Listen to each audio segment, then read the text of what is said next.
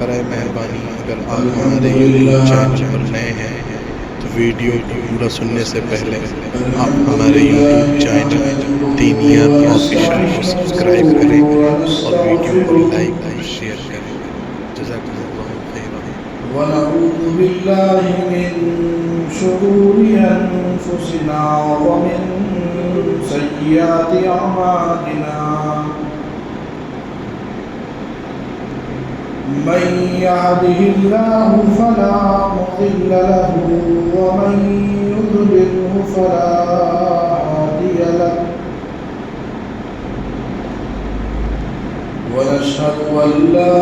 إله إلا الله وحده لا شريك له، ونشهد أن سيدنا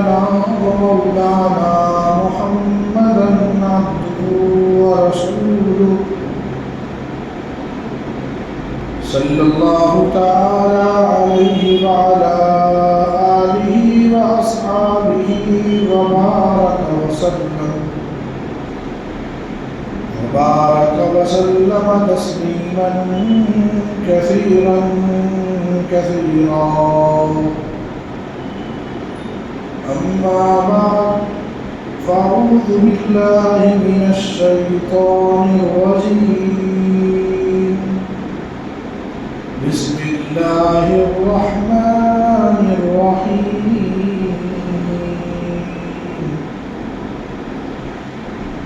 يريدون ليطفئوا نور الله بأفواههم والله متم نوره ولو كره الكافرون. صدق الله العظيم. درود شریف پڑھیں. اللهم صل على سيدنا ونبينا وشفيعنا ومولانا محمد وبارك وسلم كما تحب وترضى وكما تحب وترضى. میرے محترم بزرگوں، عزیز دوستوں،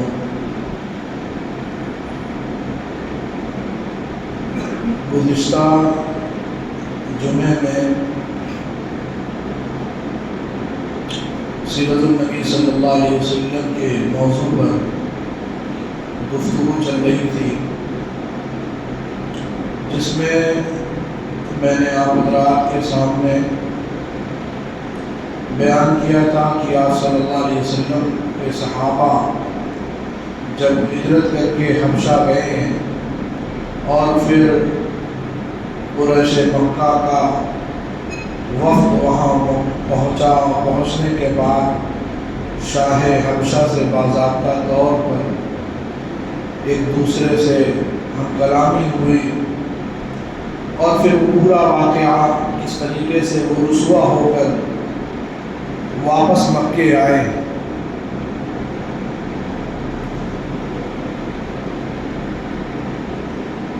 جب قریش کا وفد حبشہ سے واپس آیا اور آنے کے بعد اپنی پوری کارگزاری، یعنی حبشہ کے اندر جو چیزیں پیش آئیں ان تمام چیزوں کو سرداران مکہ کے سامنے بیان کیا، تو کفار مکہ کے اندر کھلبلی اور بڑھ گئی، ان کی پریشانیوں میں اضافہ ہو گیا. میں نے قرآن کریم کی یہ آیت جو مستقل 5 یا 6 جمعوں سے میں یہی آیت خطبے میں تلاوت کر رہا ہوں کہ جس آیت کریمہ کے اندر اللہ تعالیٰ نے حضور اکرم صلی اللہ علیہ وسلم کے سلسلے میں بتایا کہ یہ لوگ چاہتے ہیں. آیت مبارکہ یہ ہے یریدون لیطفئوا نور اللہ بافواہہم، یہ لوگ چاہتے ہیں کہ اللہ کے نور کو اپنے منہ کے پھوک سے بجھا دیں. لیکن یہ احمق لوگ ہیں، یہ سمجھدار نہیں ہیں، یہ بیوقوف ہیں، یہ اپنے آپ کو بہت عقل مند سمجھتے ہیں بظاہر، لیکن حقیقت میں یہ بیوقوف ہے۔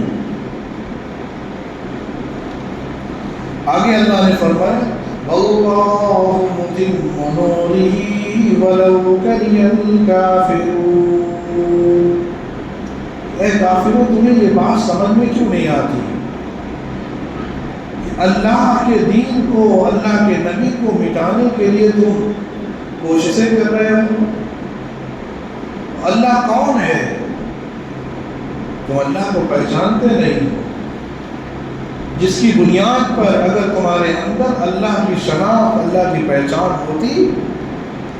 تو تمہاری جرأت نہ ہوتی کہ تم اللہ کے دین کو، اللہ کے نور کو مٹانے کے لیے تم کوششیں کرتے۔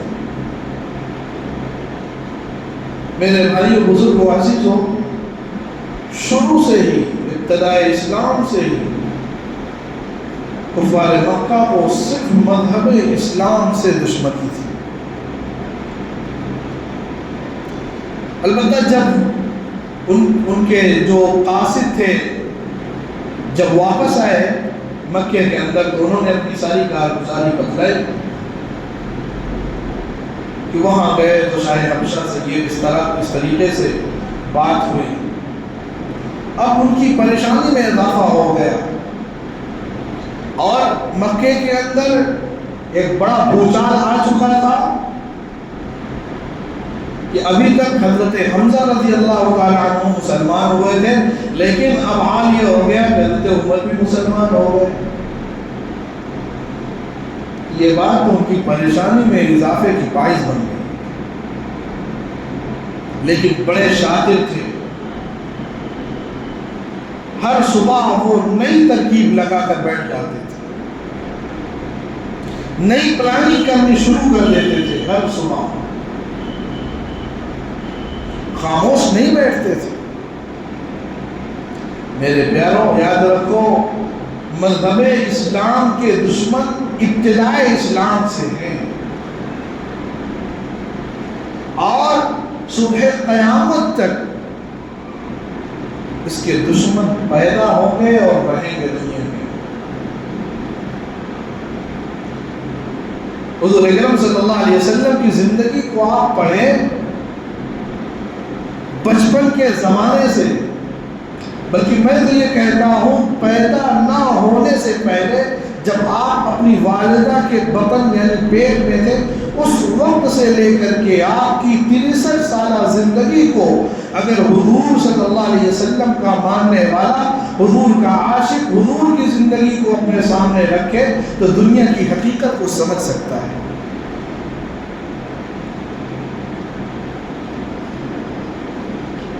کیسی مصیبتیں حضور صلی اللہ علیہ وسلم نے اس دین کے لیے آپ نے اٹھائی، ایسی ایسی مصیبتیں کہ ہمارا ان کا تصور بھی نہیں کر سکتے۔ چنانچہ کفار مکہ نے پلاننگ شروع کی، بڑے بڑے سرداروں کو بلایا گیا کہ بنو ہاشم کا مقاطعہ کیا جائے، ان کا بائیکاٹ کیا جائے۔ کفار آئے، بڑے بڑے سردار مکے کے آئے، اس میں بڑے بڑے قبیلے کے لوگ تھے۔ انہوں نے یہ بات طے کر دی کہ محمد صلی اللہ علیہ وسلم کو یا تو یہ میرے حوالے کر دیں کہ میں ان کو نعوذ باللہ قتل کر دوں، ورنہ ان کا بائیکاٹ کیا جاتا ہے۔ اللہ اکبر، صحابہ پر کیا گزری۔ وہ 3 سال کا عرصہ، میرے پیاروں یاد رکھو، آج کل جیلوں میں بند کیا جاتا ہے تو کسی قیدی کے لیے کھانے کی ممانعت نہیں ہوتی، کھانے سے نہیں روکا جاتا اسے، پانی سے نہیں روکا جاتا اسے، نہانے سے نہیں روکا جاتا اسے، کپڑے سے نہیں روکا جاتا اسے،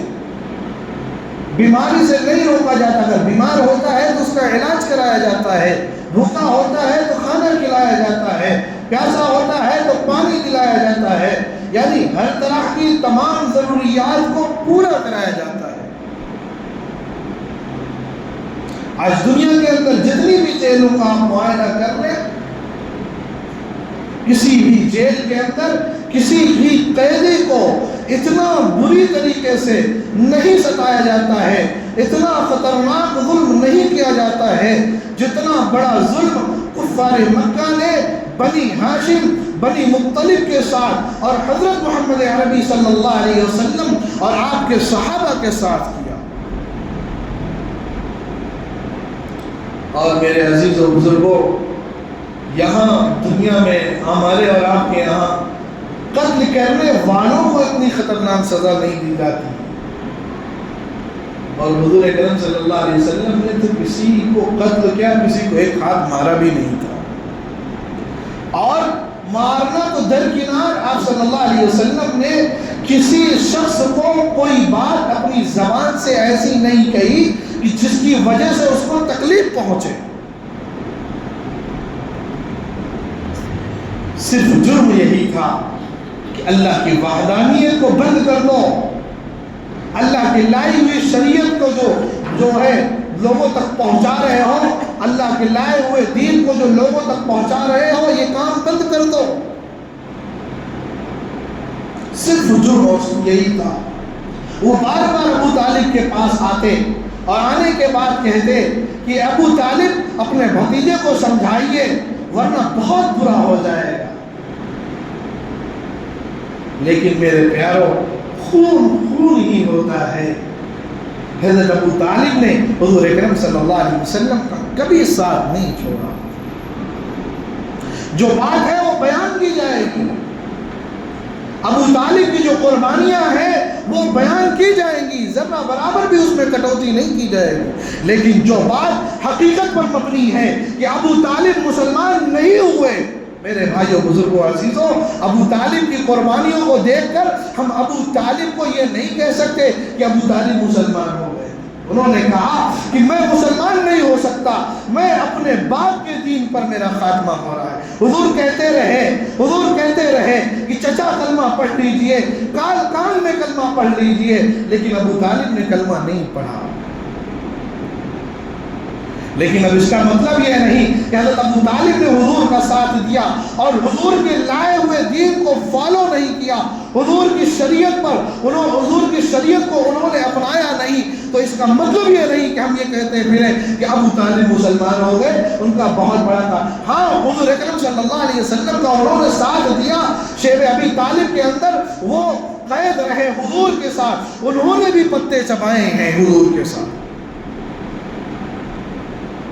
کسی بھی حال میں انہوں نے حضور اکرم صلی اللہ علیہ وسلم کو پیچھے نہیں چھوڑا۔ البتہ معاہدہ لکھا گیا،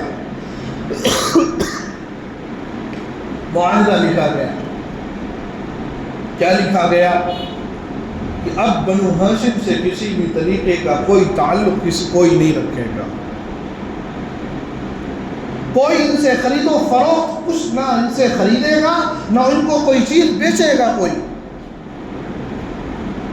اور نہ ان کی بیٹی سے کوئی شادی کرے گا، اور نہ اپنی بیٹی کی شادی ان کے یہاں کرے گا، اور کوئی بھی ان کی مدد کے لیے سامنے نہیں آئے گا۔ میرے بھائیوں بزرگوں عزیزوں، عجیب و غریب انداز میں شاعر نے کہا، بڑی سختی سی کرتے تھے قریش اس گھر کی نگرانی، نہ آنے دیتے تھے غلہ ادھر تا حد امکانی۔ شاعر کہتا ہے کہ بڑی سختی سے نگرانی کرتے تھے کہ حضور اکرم صلی اللہ علیہ وسلم کے قبیلے والوں سے کوئی ملاقات کر لے۔ قریش اتنا زیادہ پیرا لگائے ہوئے تھے، اتنا زیادہ لوگوں کو لگائے ہوئے تھے کہ کوئی بھی شخص حضور کے پاس نہیں آ سکتا۔ بڑی سختی سی کرتے تھے قریش اس گھر کی نگرانی، نہ آنے دیتے تھے غلہ ادھر تا حد امکانی۔ کوئی غلہ کا سوداگر اگر باہر سے آ جاتا تو رستے ہی میں جا کر ابو لہب بدبخت بہکاتا۔ یعنی اگر کوئی شخص باہر سے آتا اور وہ سوچتا کہ لاؤ میں اپنے سامان کو بیچ دوں، تو ابو لہب کہتا کہ دیکھو کہ محمد صلی اللہ علیہ وسلم کے ساتھیوں کے ساتھ، بنو ہاشم کے ساتھ کوئی چیز بیچنا نہیں، کوئی چیز اگر بیچنی ہے تو اس کی قیمت 10 گنا بڑھا کر کے لینا، تاکہ یہ خرید نہ پائیں۔ ایام حج میں ان کو سہولت دی جاتی تھی کہ آپ اگر کوئی سامان خریدنا بھی چاہتے ہیں تو ان دنوں میں آپ کو سہولت ہے، آپ جا کر سامان خرید سکتے ہیں۔ لیکن اتنے بدبخت تھے ابو لہب سگا چچا، اس کا حال یہ ہے کہ وہ لوگوں کو گمراہ کرتا،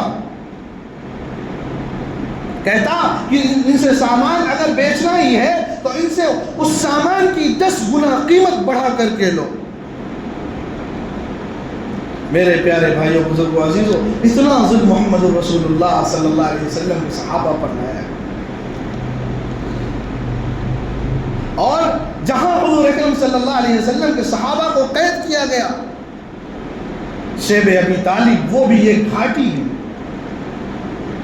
شاعر یوں کہتا ہے، پہاڑوں کا درہ ایک قلعہ محصور تھا گویا، خدا والوں کو فاق و مارنا منظور تھا گویا، یعنی اللہ والوں کو مارنا، ان کو ختم کرنا، یعنی ان تک کوئی چیز اور کوئی سامان نہ پہنچ پائے، ان کا مقصد یہ تھا کہ یہ گھٹ گھٹ کر اس کے اندر مر جائیں، اس گھاٹی کے اندر۔ میرے بھائیوں، بزرگوں، عزیزوں، رسول اللہ لیکن مطمئن تھے اور صابر تھے، خدا جس حال میں رکھے اسی حالت پہ شاکر تھے۔ حضور دیکھ رہے ہیں 85 سال کا بوڑھا چچا، 65 سال کی بوڑھی بیوی حضرت خدیجہ، 8 سال کی بیٹی حضرت فاطمہ۔ میرے بھائیوں، بزرگوں، عزیزوں، یہ تو چند لوگ ہیں جن کو میں نے بتایا، یقیناً اس گھاٹی کے اندر دودھ پیچھے بچے بھی رہے ہوں۔ حضرت عمر رضی اللہ تعالی عنہ بھی اسی گھاٹی میں موجود ہیں، اور حضرت حمزہ رضی اللہ تعالی عنہ جو شکار کرنے میں بہت ماہر تھے، حضرت عمر کئی مرتبہ ان کو جوش آیا، جذبہ آیا کہ یہ رسول اللہ صلی اللہ علیہ وسلم حکم دے دیجئے، آپ حکم دیجئے، جائیں ہم ان سے مقابلہ کریں۔ لیکن حضور اکرم صلی اللہ علیہ وسلم نے فرمایا، نہیں عمر، صبر کرو، صبر کا حکم ہے، صبر کرو، قربانی دو، اس دین کے لیے قربانی دو۔ میرے بھائیوں، بزرگوں، عزیزوں، حضور اکرم صلی اللہ علیہ وسلم نے صحابہ کو روک رکھا تھا۔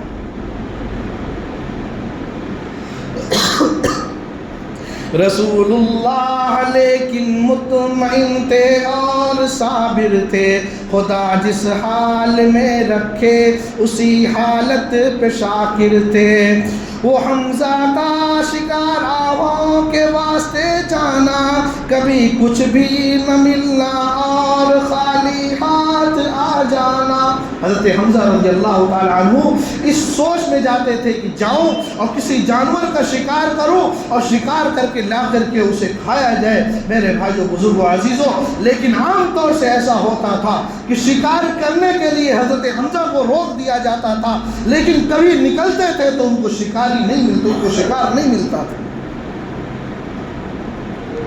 صحابہ پر اتنا ظلم ہوا، وہ بچوں کا تڑپنا ماہیے بے آب کی صورت، یہ بچے تڑپ رہے تھے، بلک رہے تھے بھوک کی وجہ سے، پیاس کی وجہ سے۔ ظاہر سی بات ہے کہ جب بچوں کی ماں نہیں کھائے گی تو دودھ کہاں سے پیدا ہوگا؟ میرے بھائیوں، بزرگوں، عزیزوں، شاعر کہتا ہے کہ وہ بچوں کا تڑپنا ماہیے بے آب کی صورت، علی کے ضبط میں غصے کی پیچوتاب کی صورت۔ حضرت علی شیر خدا تھے، بہت بڑے نہیں تھے، لیکن ان کے اندر جو اللہ تعالیٰ نے ایک جذبہ رکھا تھا، جو ایک قوت ایمانی تھی، وہ تڑپ رہے تھے، رسول اللہ اجازت دیجئے کہ ان کفار مکہ کا کام تمام کر دیں۔ لیکن حضور اکرم صلی اللہ علیہ وسلم نے فرمایا، نہیں، ابھی خاموش رہو، وہ وقت بھی قریب آئے گا۔ اسے کہتے ہیں حکمت عملی۔ مسلمانوں، یاد رکھو، رسول نے بتایا ہے کہ حکمت عملی کے ساتھ کام کرنا چاہیے۔ ورنہ رسول اللہ صلی اللہ علیہ وسلم کے ساتھ صحابہ تھے، مضبوط صحابہ تھے، لڑتے جھگڑتے، میرے عزیز و بزرگوں ان کے پاس ایمانی قوت تھی، فرشتے اترتے ان کی مدد کے لیے، لیکن حضور نے فرمایا نہیں، دیکھو تدبیر اختیار کرو، تدبیر اختیار کرو، حکمت عملی سے کام لو، صبر کرو، دیکھتے ہیں کہ یہ کتنا ظلم ہم پر کرتے ہیں۔ آخر کار وہ ظالم ظلم کرتے کرتے تھک گئے، ان کا ظلم جواب دہ ہو گیا۔ عمر کا ہاتھ اکثر قبض شمشیر پر رکھنا، حضرت عمر جوش میں آتے تھے، تلوار کو ہاتھ میں لیتے تھے۔ رسول اللہ صلی اللہ علیہ وسلم ہم تو حق پر ہیں، اجازت دیجئے، لیکن حضور فرما رہے ہیں نہیں صحابہ صبر کرو، عمر صبر کرو، صبر کرو، برداشت کرو۔ عمر کا ہاتھ اکثر قبض شمشیر پر رکھنا، نبی کے حکم پر سر تکیے تقدیر پر رکھنا۔ خدا کی قسم حضرت عمر رضی اللہ تعالی عنہ کو اگر کسی چیز نے روک رکھی تھی تو نبی کا حکم تھا۔ اور یاد رکھو مسلمانوں، نبی نے جو حکم دیا تھا، اگر عمر جذبے میں آ کر کے، جوش میں آ کر کے کسی کافر کے سر کو اڑا دیتے تو اتنا بڑا جرم نہیں تھا جتنا بڑا جرم آج امت مسلمہ کر رہی ہے۔ حضور اکرم صلی اللہ علیہ وسلم نے ہمیں جن چیزوں کا حکم دیا ہے، یعنی جو چیزیں حرام ہیں، ہم حرام کام کرنے میں ملوث ہو چکے ہیں، لیکن حضور اکرم صلی اللہ علیہ وسلم کا حکم صحابہ کے لیے ایسا تھا کہ صحابہ کرام حضور اگر کسی چیز کے لیے روک دیتے تھے تو چاہے صلح حدیبیہ کا موقع ہو، دب کر صلح کرنی پڑی۔ حضور نے کہا صلح دب کر کرو۔ میرے بھائیو بزرگوں، صحابہ کو یہ بات گوارا نہیں ہو رہی تھی، ان کے دماغ میں یہ بات گھس نہیں رہی تھی، لیکن رسول اللہ نے کہہ دیا کہ صلح دب کر ہوگی، صحابہ کو ماننا پڑ گیا۔ اور پھر شاعر کہتا ہے وہ بھوکی بچیوں کا روٹ کر پھر فور من جانا، خدا کا نام سن کر صبر کی تصویر بن جانا۔ یہ بچے بھوک سے بلبلا رہے تھے، رو رہے تھے، لیکن جب ان کو خدا کے کلام کو سنایا جاتا تھا، گویا کہ ان کا رزق خدا کا کلام ہو گیا تھا۔ صحابہ قرآن پڑھتے تھے، اپنے بچوں کے کانوں میں قرآن کی تلاوت کرتے تھے تو بچوں کی بھوک پیاس ختم ہو جایا کرتی۔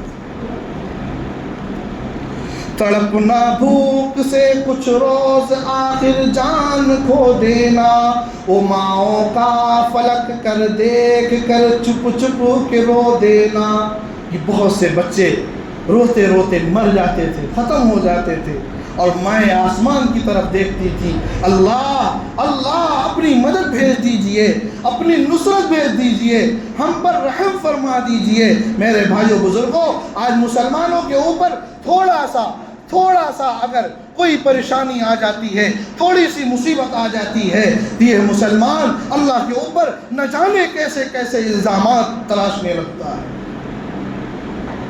لیکن صحابہ صبر کرتے تھے، صحابہ کی عورتیں صبر کرتی تھیں، صحابہ کی عورتیں ہمارے اور آپ کے گھر والوں کی طرح نہیں تھیں۔ گزارے 3 سال اس رنگ سے ایمان والوں نے، دکھا دی شان استقلال اپنی آن والوں نے۔ یہ 3 سال مکمل محاصرہ چلا، کوئی 3 دن کا معاملہ نہیں تھا۔ 3 سال تک صحابہ کو میرے بھائیوں بزرگوں عزیزوں اسی طریقے سے ستایا گیا اور ان کے اوپر حقہ پانی بند کر دیا گیا۔ کوئی سامان لے کر جاتا تو اس کو روک دیا جاتا کہ یہ شخص کہاں جا رہا ہے، تجھے پتہ نہیں کہ بنو ہاشم بنو مطلب کا مقاطعہ کیا گیا ہے، اگر تو ان کو کوئی چیز پہنچائے گا تو تیرا بھی بائی کاٹ کر دیا جائے گا اور تجھے بھی ان کے ساتھ کر دیا جائے گا۔ رضا و صبر سے دن کٹ گئے ان نیک بختوں کے، کہ کھانے کے لیے ملتے رہے پتے درختوں کے، دکھائی شکل اس آغاز کے انجام نے ایک دن، چچا کو دی خبر اس مصدر الہام نے ایک دم۔ جب 3 سال گزر گیا تو حضور اکرم صلی اللہ علیہ وسلم نے حضرت ابو طالب سے کہا، چچا میں یہ کہتا ہوں کہ اللہ تعالیٰ نے مجھے یہ حکم دیا ہے کہ آپ ان کفار مکہ کو بلائیں، کچھ لوگ تو آپ کے حامی و ناصر ہیں، وہ بظاہر دبنے کی وجہ سے، لوگوں کے روب کی وجہ سے وہ بول نہیں پا رہے ہیں، آپ ان کو بلائیں اور ان سے کہیں کہ وہ جو لکھا گیا تھا، وہ باقاعدہ جو خط لکھا گیا تھا مقاطعے کا، بائیکاٹ کا، وہ بالکل دیمک نے اسے چٹ کر دیا ہے، اگر اس میں کوئی چیز باقی ہے تو صرف اللہ کا نام باقی ہے، باقی تمام چیزیں جو کچھ اس میں لکھی ہوئی تھی سب مٹا دی۔ حضرت ابو طالب کو رسول اللہ صلی اللہ علیہ وسلم نے جب یہ خبر دی، حضرت ابو طالب نے کفار کے ان سرداروں کو بلایا جن کے اندر ذرا سی نرمی تھی، جو بنو ہاشم کے رشتہ دار تھے، ننیالی رشتہ دار تھے، جن کے یہاں سے کچھ ان کا تعلق تھا، لیکن ان ظالم سرداروں کے دبدبے میں، ان کے روب کی وجہ سے وہ بول نہیں پاتے تھے، لیکن ابو طالب نے ان کو بلوایا اور بلوانے کے بعد کہا، دیکھو محمد صلی اللہ علیہ وسلم نے یہ خبر دی ہے کہ وہ جو پرچہ اور جو مقاطعے کے لیے جو خط لٹکایا گیا تھا خانہ کعبہ کے اندر، اس کو ختم کر دیا ہے دیمکوں نے چٹ کر کے۔ میرے بھائیو بزرگ عزیزو، پھر وہ کفار مکہ آئے اور کچھ لوگوں نے ابو طالب سے ساتھ مل کر کے جب کھولا ہے اور دیکھا ہے تو دیکھنے کے بعد یقیناً وہ پورا خط جس میں تمام پورے جو ہے قوانین لکھے ہوئے تھے مقاطعہ کے، یعنی بائیکاٹ کے، ان تمام قوانین کو جو ہے دیمکوں نے پورا ختم کر دیا تھا، اور اس میں اگر کوئی چیز باقی تھی تو صرف اللہ کا نام باقی تھا، جو بسمک اللہ یعنی اللہ کے نام سے شروع کرتا ہوں، صرف اتنا ہی لفظ باقی تھا، اور سارا کا سارا دیمک نے کھا لیا۔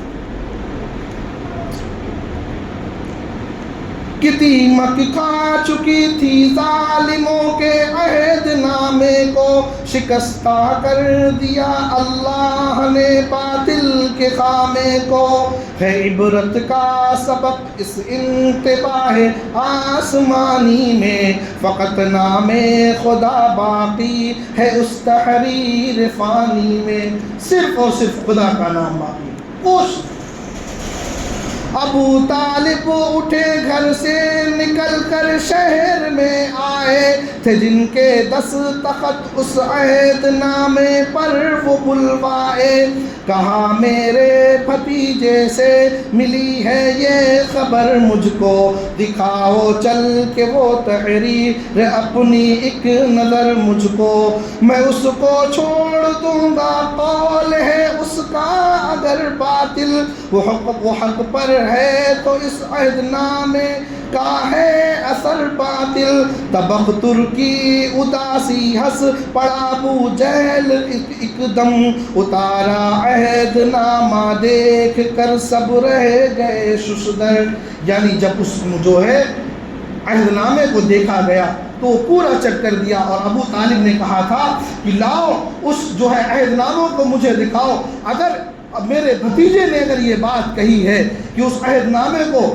جو ہے دیمک نے نہیں چٹا ہے، نہیں ختم کیا ہے، تو میں اپنے بھتیجے کو تمہارے حوالے کر دوں گا اور تمہارا جو دل چاہے گا وہ کر لے۔